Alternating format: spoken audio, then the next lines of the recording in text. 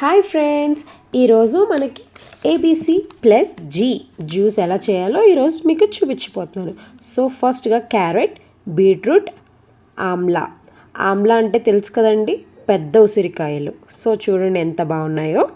And కొంచెం చిన్న piece ginger నచ్చిన వాళ్ళు స్కిప్ చేయొచ్చు, బట్ జింజర్ వేసుకోవడం వల్ల మంచి హెల్త్ ఇంప్రూవ్మెంట్స్ అయితే ఉంటాయి. సో కరివేపాకు కూడా తీసుకొని నీట్గా కట్ చేసి పెట్టుకున్నాను.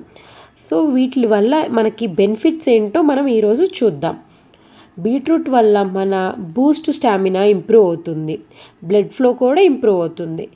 నెక్స్ట్ క్యారెట్ వల్ల ఇమ్యూనిటీ అనేది పెరుగుతుంది అండ్ ఐకి చాలా మంచిది, మంచి స్కిన్ కలర్ కూడా ఇస్తుంది. ఆమ్లా గురించి ప్రత్యేకంగా చెప్పాల్సిన అవసరం లేదండి, హెయిర్ గ్రోత్ వస్తుంది, బ్రెయిన్ డెవలప్మెంట్ కూడా చాలా బాగుంటుంది. అండ్ జింజర్ అనేది మన డైజెస్టివ్ సిస్టమ్కి చాలా యూజ్ అయ్యే మంచి ఇంగ్రీడియంట్.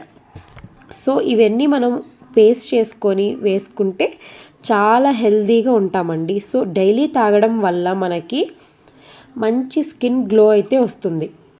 హానెస్ట్లీ చెప్పాలంటే ఈ జ్యూస్ నా స్కిన్ గ్లోకి చాలా యూజ్ అవుతుందండి. And it's a solid Boost for immunity.